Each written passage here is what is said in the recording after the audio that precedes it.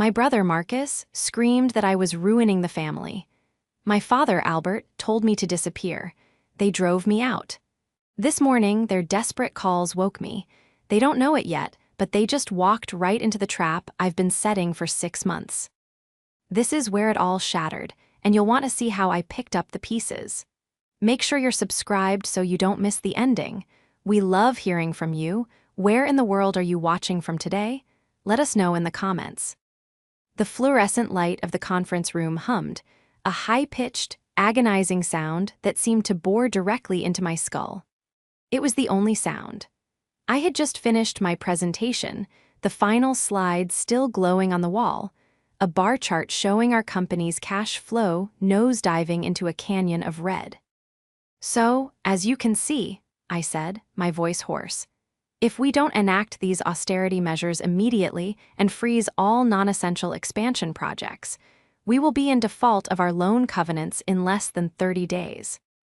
I looked at the two men sitting across the table. My father, Albert Miller, patriarch of Miller and Son Construction, stared at his hands. He was 69 but looked 80.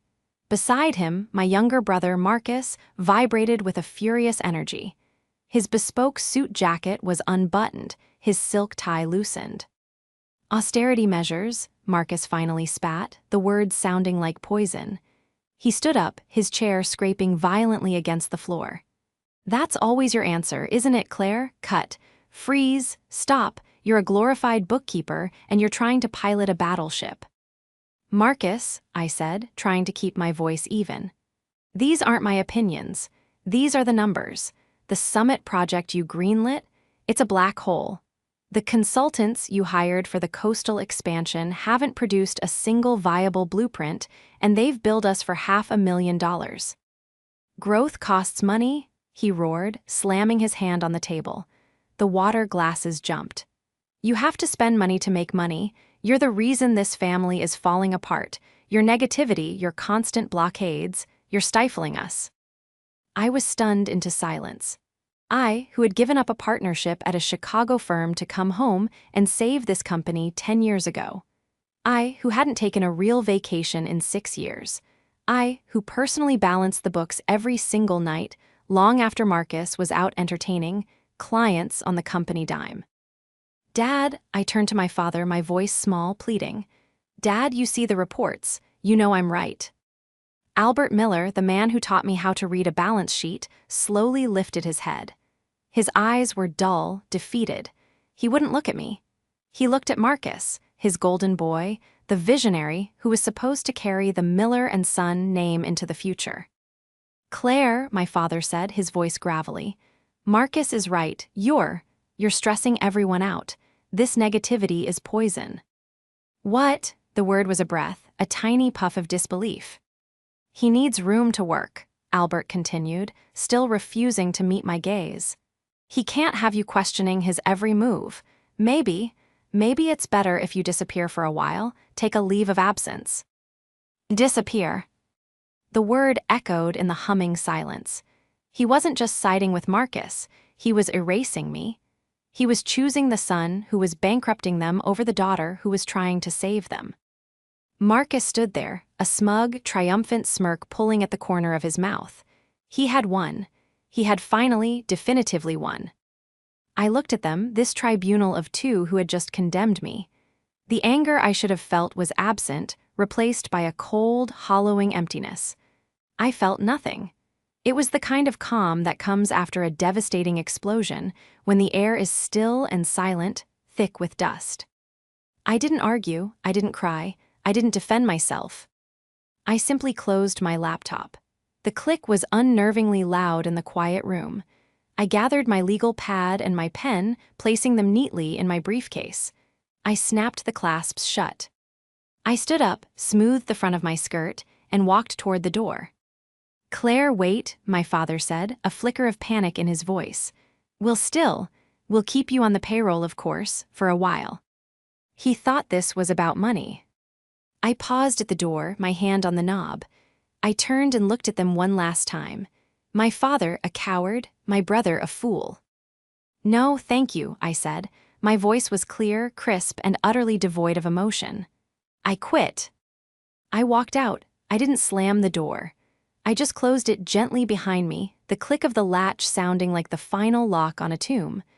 I walked past my office, past the pictures of company groundbreakings, past the reception desk. I didn't look at anyone. I walked out the front doors, into the blinding afternoon sun, and I never looked back. The betrayal was so absolute, so profound. It felt less like a wound and more like an AM. Putation. The first 12 hours were a blur. I drove to my small, quiet apartment on the other side of town, the one I kept because it was modest and efficient, and I let myself in. The silence of my own space was a relief. I sat on my sofa, still in my work clothes, for hours. I didn't turn on the TV. I didn't make dinner.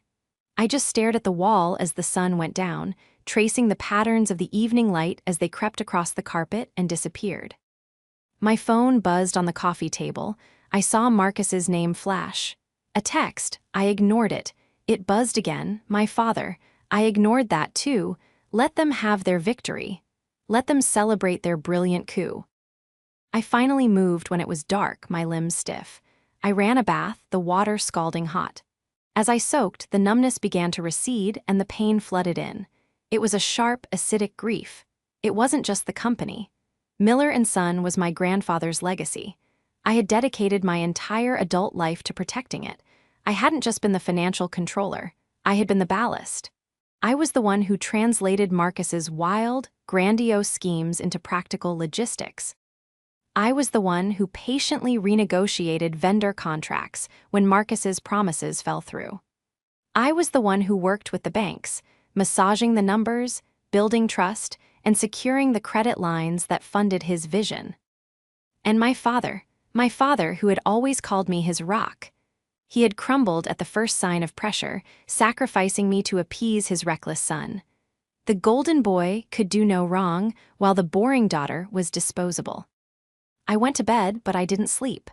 I just lay there, the events of the afternoon replaying in my mind.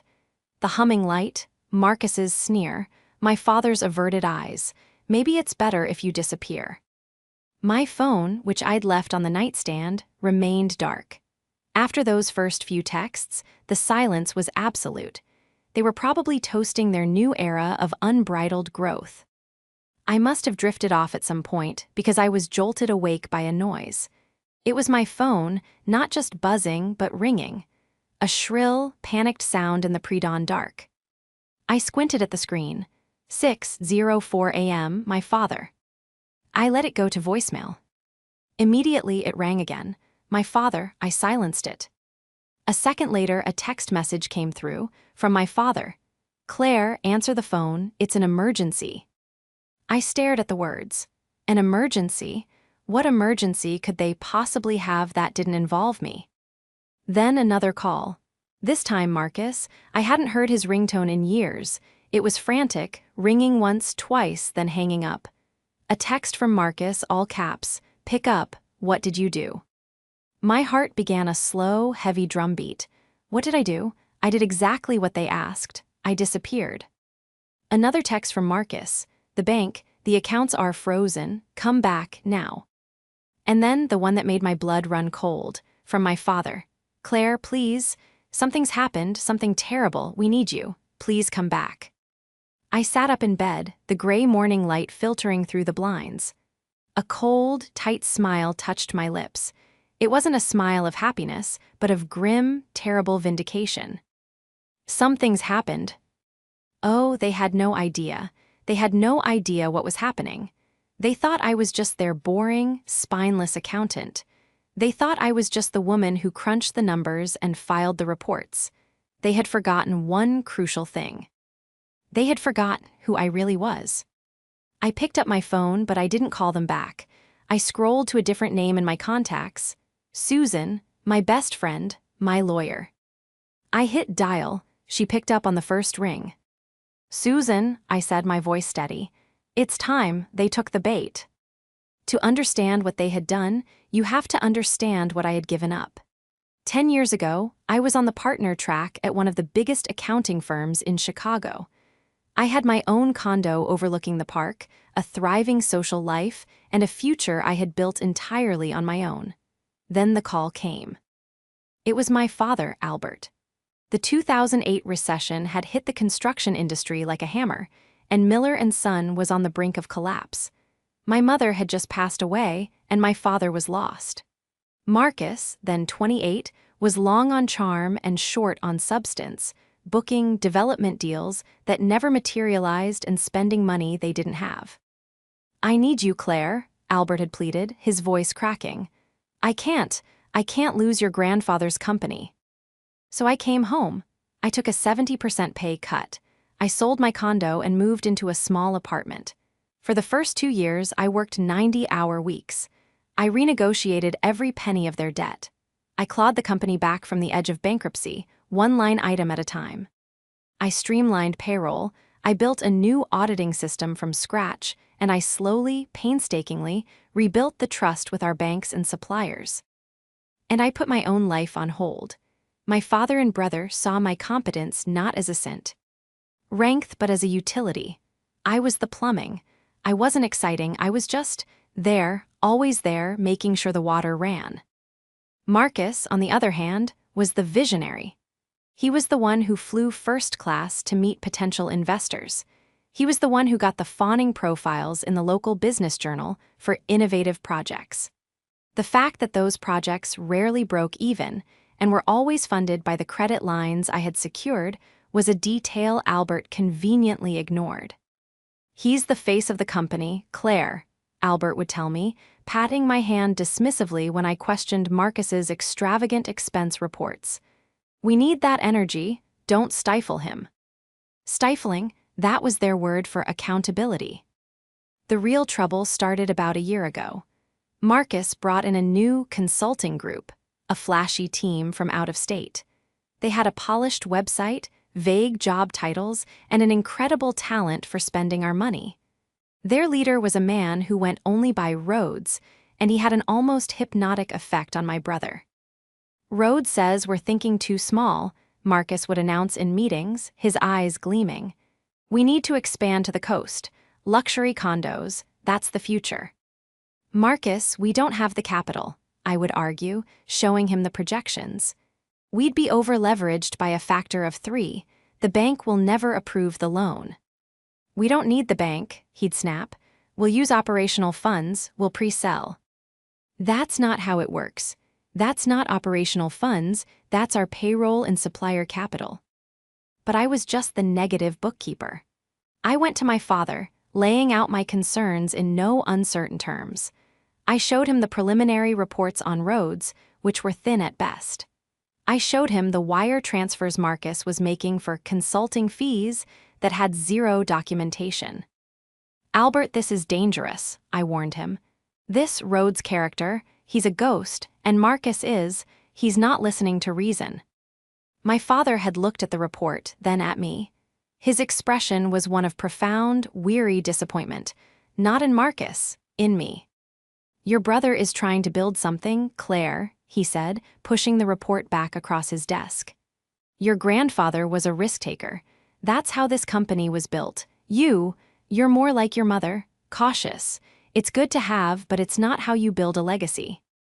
That was the moment I knew. It wasn't just favoritism, it was willful blindness. He saw Marcus's recklessness as legacy and my diligence as a hobby. That was the night I called Susan. "They're going to run it into the ground," I told her, my voice shaking with a cold rage I hadn't known I possessed. "And when they do, they're going to blame me." "So what are we going to do about it?" Susan asked, her voice pure, practical steel. "We're going to build a firewall," I said, "and a trap."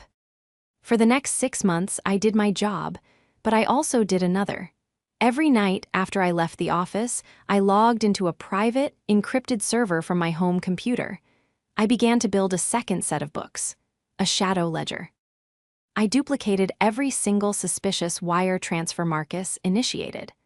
I saved every email where I formally warned him and my father about the coastal project. I downloaded copies of the fraudulent invoices from Rhodes's shell company. I meticulously documented every single time Albert initialed a report he clearly hadn't read, approving expenditures against my express written advice. I was no longer just an accountant, I was a forensic investigator, and I was building a case. My one saving grace was that my father and brother were fundamentally lazy. They loved the idea of running a company, but not the work.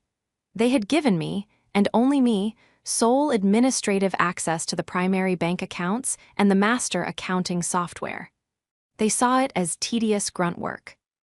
They never realized they had given the keys to the kingdom to the one person they were determined to betray. They thought they were caging me, but they had just locked me in the armory.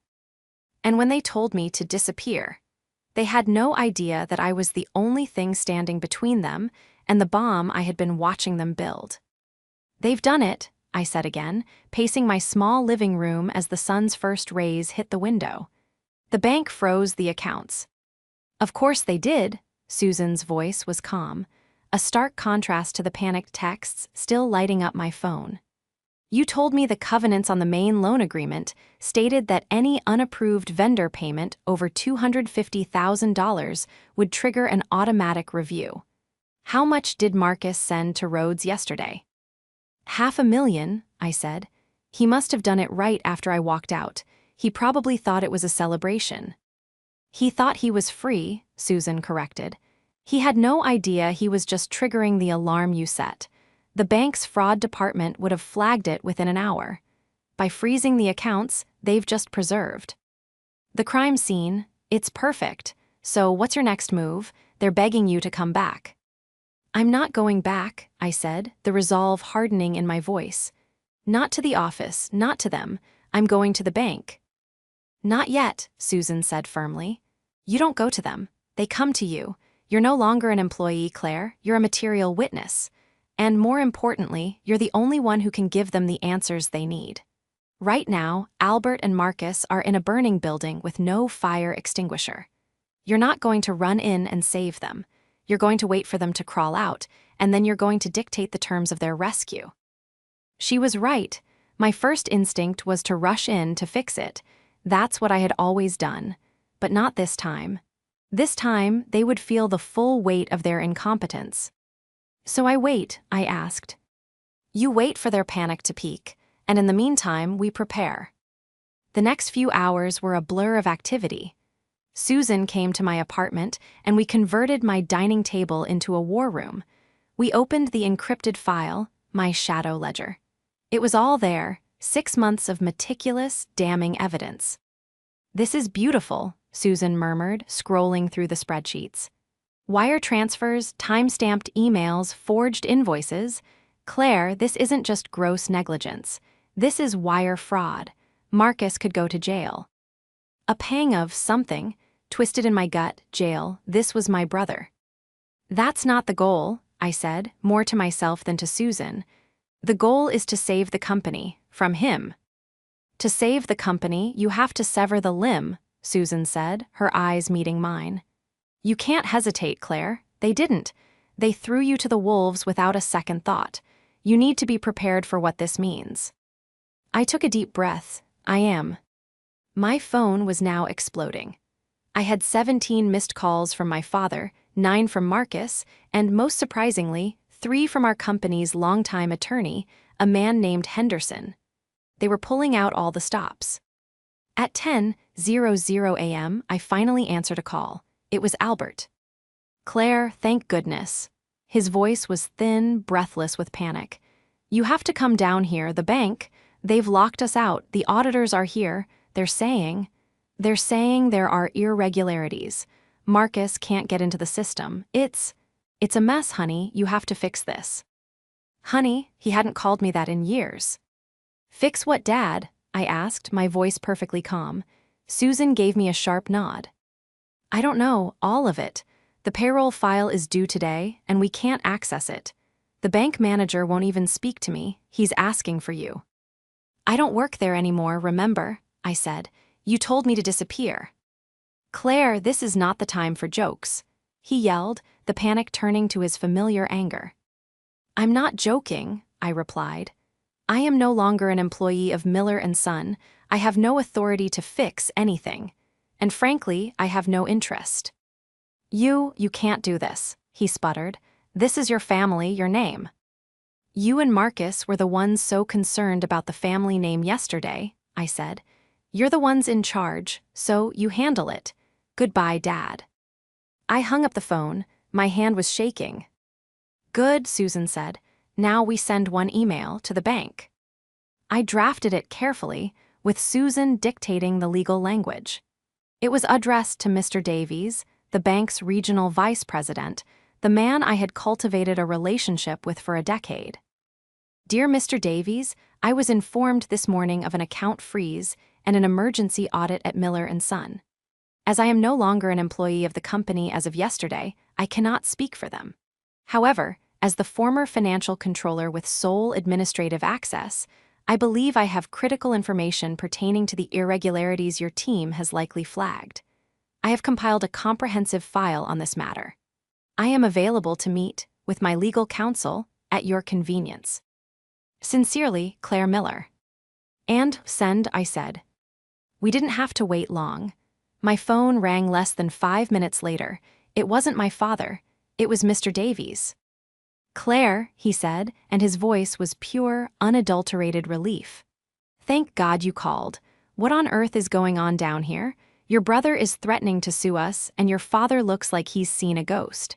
They can't answer a single question. That's why I'm calling, Mr. Davies, I said. I can. Can you, your audit team, my father, and my brother be at my attorney's office in 1 hour? There was a pause. Your attorney's office? That's correct, I said.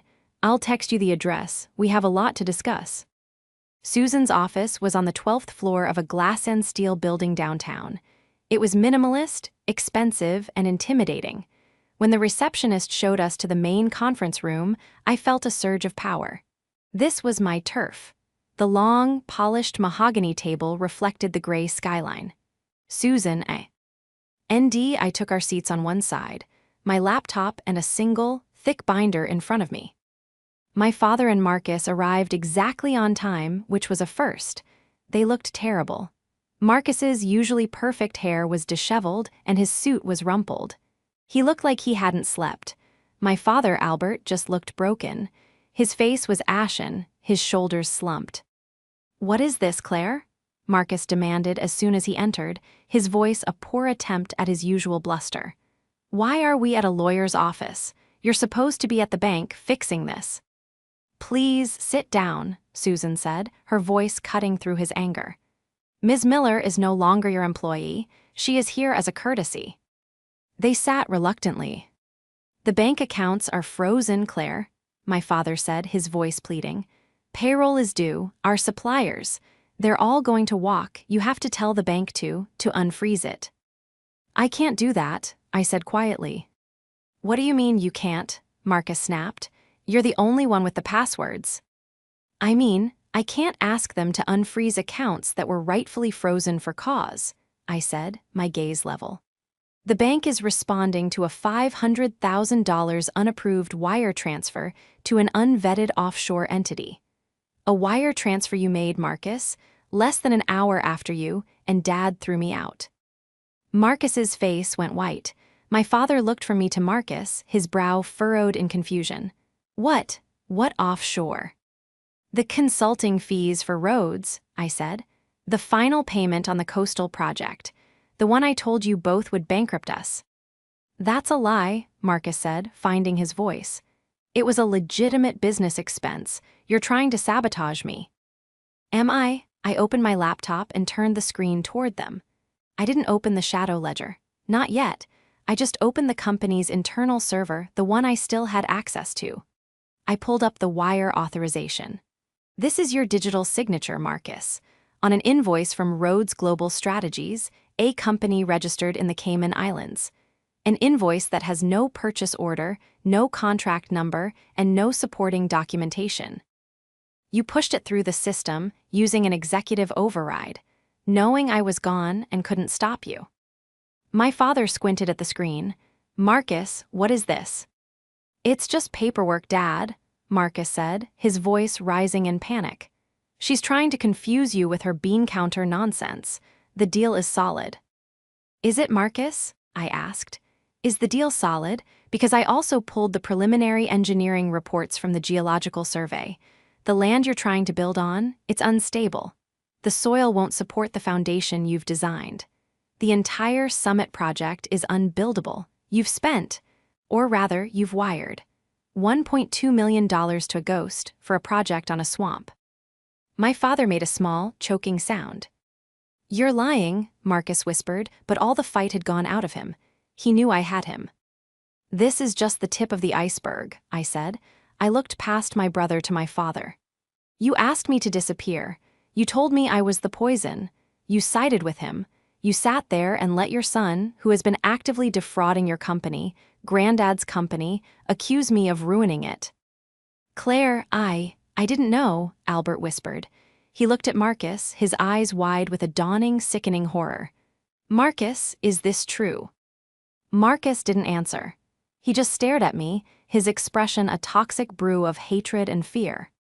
You did this, he seethed. You set me up.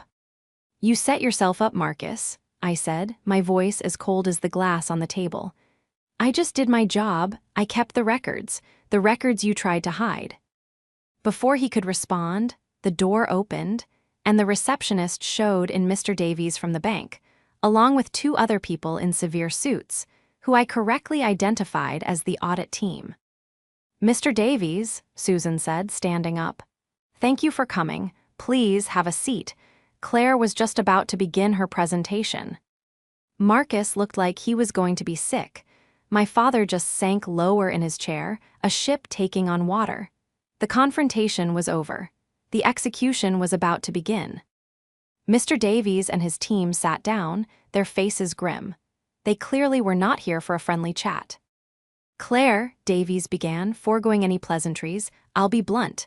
Our audit team has been running diagnostics all morning. What we're seeing, it's not just irregularities. We're seeing a pattern of high-value transfers to non-standard vendors, shell corporations, and offshore accounts. We're seeing, well, it looks a lot like fraud, and it all seems to originate from your brother's terminal. Marcus, who had been silent, sprang to life. That's ridiculous. Our company is expanding. Those are normal operational costs. She, he pointed a trembling finger at me, has been sabotaging my projects for a year. She's locked me out of the system and is feeding you lies to cover her own incompetence. It was a pathetic, desperate attempt. Davies, a banker for 30 years, just looked at him with an expression of profound boredom. Mr. Miller, Davies said, your operational costs have no contracts attached, and the account you wired $500,000 to yesterday was flagged by the Treasury Department. Your entire company's assets are now frozen, pending a full forensic investigation. My father, Albert, finally spoke. His voice was a dry rattle. Mr. Davies, surely this is a misunderstanding. Marcus, he's just ambitious. Claire, tell them we can fix this. It's just a cash flow problem, right? He was still looking for me to save him, to lie for him, to lie for Marcus. I looked at my father, and the last shred of pity I felt for him evaporated. No, Dad, I said, my voice clear and carrying across the table. It's not a misunderstanding, and it's not a cash flow problem. I turned to Mr. Davies. Gentlemen, what your audit team has found in the last 3 hours, I have been documenting for the last 6 months. I clicked a button on my laptop. The large monitor on the conference room wall flickered to life. It wasn't our company's server. It was my private, encrypted server. My shadow ledger. What is this? Davies leaned forward, his eyes sharp. This, I said, is the truth. I didn't raise my voice. I didn't use emotional language. I simply presented the facts. I started with the Summit project. I showed them the initial, legitimate geological report that I had commissioned, which clearly stated the land was unsuitable. Then, I showed them the second, forged report that Marcus had submitted to the board, our father, to get the project approved. My father gasped, I never saw the first report. I emailed it to you on March 14th, I said, not looking at him. And you initialed the project binder, which included the forged report, on March 16th. I moved on. I showed them the Shell Corporation, Rhodes Global Strategies. Susan had done her work. I projected a slide showing the company's incorporation documents. It was registered to a holding company, which was, in turn, registered to a man named Chad Peterson. Who is Chad Peterson? Davies asked. Marcus's fraternity brother from college, I supplied. He's a nightclub promoter in Miami, not a construction consultant. I showed them the timeline. $1.2 million, wired over 6 months in 6 separate payments, all coded as consulting or geological surveying. Then I went deeper. It wasn't just the Summit project. Marcus had been using the company as his personal piggy bank for years. I showed them the $80,000 marketing expense that was actually a down payment on his Porsche. I showed them the client dinners that were, in fact, bar tabs from his vacations. I showed them the vendor contract for a tech supplier that was just another shell company, funneling money directly back to his own personal account. With every click, my father sank lower. Marcus had gone from white to a sickly, greenish-gray. He was breathing heavily. It's not true, Marcus stammered, but his eyes were darting toward the door. She faked those. She's the one with the passwords. She did all this to frame me. Mr. Miller, one of the auditors spoke up for the first time, his voice flat. We've been cross-referencing our own logs with Ms. Miller's data. The wire transfers, they all originated from the IP address of your home office, not the main company server. And they were all authorized using 2-factor authentication tied to your cell phone number. Ms. Miller's data is 100% accurate. The room was silent. The trap had snapped shut. My father, Albert, slowly turned his head to look at his son. It was the slowest movement I had ever seen him make. He didn't look angry. He looked hollow. Marcus, Albert said. His voice was barely audible. My boy, what did you do? Marcus just stared at him, his mouth opening and closing, no sound coming out. He was trapped. Utterly and completely trapped. He's a thief, Dad, I said, my voice quiet but brutal.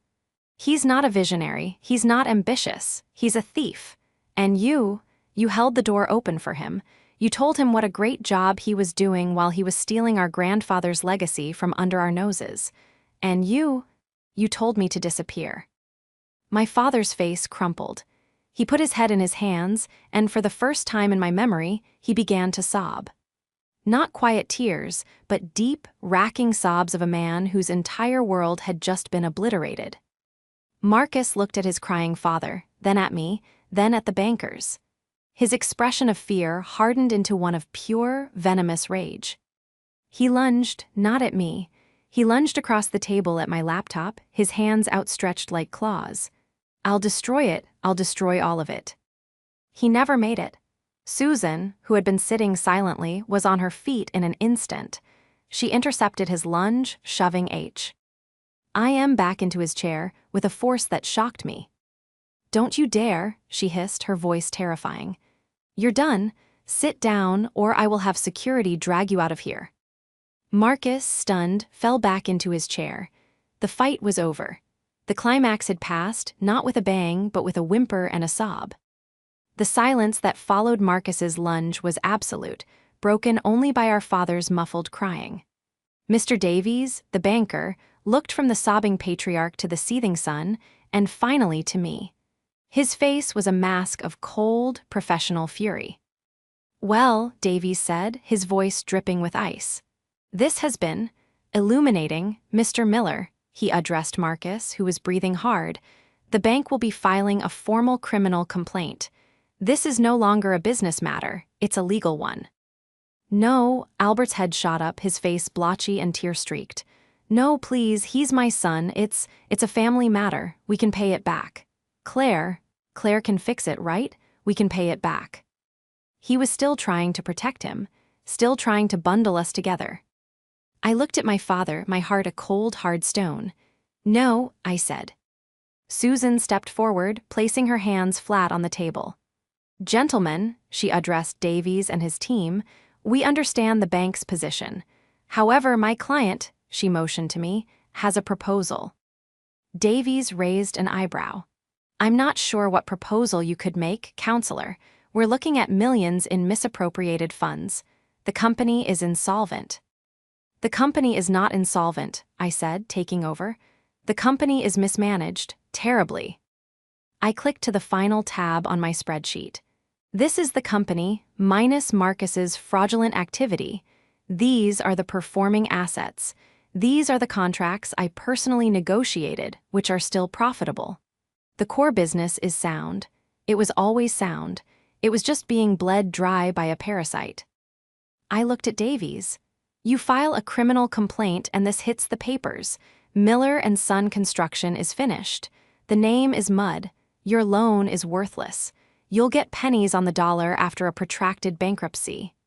Everyone here, I motioned to the auditors, knows I'm right.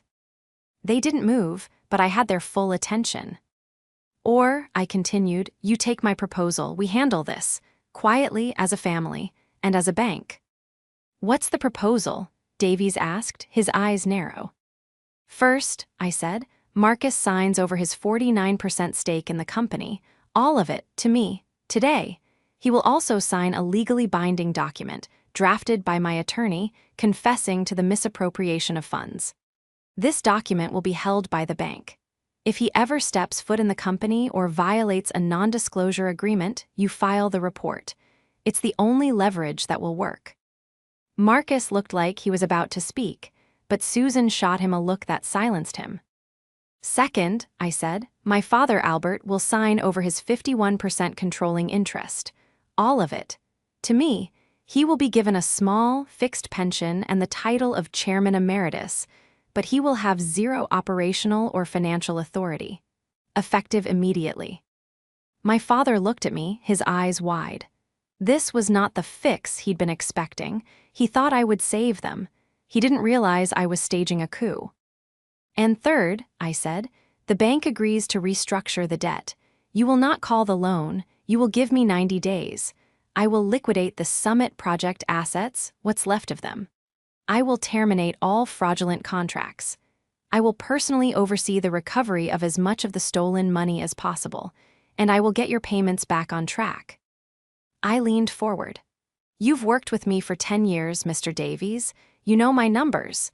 You know I have never, ever been late on a payment. You can either liquidate this company and take a massive loss, or you can bet on the only person in this family who has ever known how to run it. What's it going to be? Davies was silent for a full minute. He looked at my spreadsheet. He looked at my father, who was a broken man. He looked at Marcus, who was a cornered animal. And then he looked at me. Draft the paperwork, counselor, he said to Susan. A flurry of activity. Susan, ever prepared, already had the share transfer documents and the confession printed. She laid them in front of Marcus. You can't make me, he snarled. I'm not, Susan said. He is. She nodded to Davies, who was already pulling out his phone. The alternative is that Mr. Davies calls the police. Right now, you'll be in a holding cell by dinner, your choice. Marcus's hand trembled as he picked up the pen. He looked at me, his eyes promising a revenge he could never deliver. He signed. He initialed the confession, his movements jerky and violent. Then Susan placed the second set of documents in front of my father. Dad, I said softly. He looked at the papers, he looked at his son, he looked at me, he had lost everything. His son was a thief, his daughter was an executioner, the legacy was in ruins. You planned this, he whispered. You knew. I hoped I would never have to use it, I replied, and it was the truth. I gave you every chance to see the truth. You chose to be blind, now sign, or we all go down. Albert Miller, the great patriarch, picked up the pen. His hand was steadier than his son's. He signed away his company. He signed away his name. He signed away his legacy. He pushed the papers back to Susan. It's done, Susan said, gathering the documents. Indeed, Davies said, standing up. He looked at me. Ms. Miller, I expect an updated P&L report on my desk by Monday. Don't make me regret this. You won't, I said. He and his team filed out. It was just the three of us again, the broken family. Marcus stood up, his chair scraping. He didn't look at me, he didn't look at his father. He just walked to the door, a man with nothing, and left. Now it was just me and Albert. He sat there, staring at the polished table. "Claire," he said, his voice a ghost. What happens now?" I stood up and put my laptop back in my briefcase. I snapped the latches shut. "Now," I said, "I go to work. I have a company to save." I walked out of the conference room, leaving him alone in the wreckage. The 90 days that followed were the hardest of my life. They were also the most rewarding. The moment I stepped back into the offices of Miller & Son, now just Miller Construction, as my first act as CEO was to legally change the name, the atmosphere was thick with fear. Employees I had known for years wouldn't meet my eye. They'd heard the rumors, the frozen accounts, the fight, the ousting of Albert and Marcus. They assumed the company was finished. I called an all-hands meeting in the lobby. "There are going to be a lot of changes," I told them, my voice echoing in the quiet. "But I will not lie to you, we were betrayed. Not by market forces, not by a competitor, but from within. Marcus Miller is gone. Albert Miller is retired. The company was bled, but the heart is strong. We will survive, but I need you." I spent the next month in a whirlwind of forensic accounting and brutal negotiations. I hired Susan's firm to go after Rhodes and Chad Peterson. We managed to freeze and recover nearly $400,000 of the stolen money before the rest vanished. I sold the useless Summit Project land at a 60% loss, but it was cash in hand. I fired the consultants and cut Marcus's entire Vanity Project division. It was painful, but with every cut, the company's pulse grew stronger. I met with our suppliers one by one. I showed them the real books. I showed them my plan. "I know what we owe you," I told them. "And I know my family broke your trust. All I can give you is my word. I will make this right." To my surprise, they stayed. They had worked with me for years. They knew my word was good. I worked from 5 a.m. to 10 p.m. I was the first one in and the last one out. I didn't just manage the books, I went to the job sites. I learned the names of the foremen. I earned their respect, not with false charm, but with competence. True to my word, on day 89, I walked into Mr. Davies' office at the bank. I placed the quarterly report and a cashier's check for the first, full, on-time restructured loan payment on his desk. He looked at the numbers, his eyes widening almost imperceptibly. We weren't just solvent, we were profitable. "Well, I'll be," he said. "You did it, Ms. Miller." "I told you I would, Mr. Davies," I said, "and please call me Claire." My life was no longer about them, it was about this. The work, the legacy I was actually saving. I saw my father 2 weeks later. He had called and asked to meet for coffee. I almost said no, but I found I didn't hate him anymore. I just felt tired. He was waiting at a small cafe. He looked older. He had lost weight. He was no longer the patriarch, just an old man. "Hello, Claire," he said. "Dad." We sat in silence for a moment. He stirred his coffee, though he drank it black.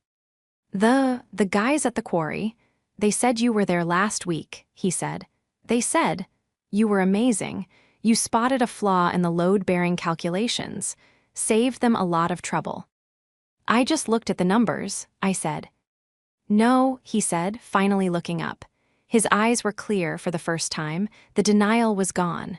You were always the one, the real builder. I couldn't see it." He reached across the table and put his hand over mine. His skin was dry and papery. "I was a fool, Claire," he said, his voice thick.